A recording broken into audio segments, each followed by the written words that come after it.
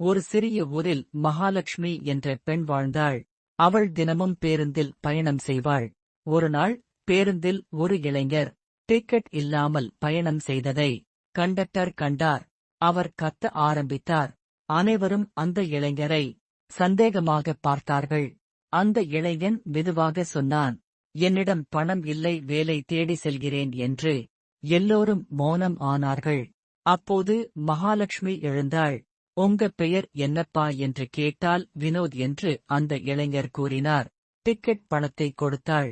Conductor கேட்டார், ஏன் இப்படி செய்கிறீர்கள்? மகாலட்சுமி சொன்னாள், ஒரு தவறை தண்டிப்பதை விட ஒரு வாழ்க்கையை காப்பாற்றுவது முக்கியம். பல வருடங்கள் கழித்து ஒரு அலுவலகத்தில் மகாலட்சுமி வேலைக்கு விண்ணப்பம் செய்தாள்.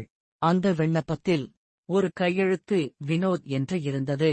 அது அன்று பேருந்தில் இருந்த அதே இளைஞர். மகாலட்சுமி வேலை பெற்றாள். நம்முடைய ஒரு சிறிய நல்ல செயல் எதிர்பாராத இடத்தில் திரும்பி வரும்.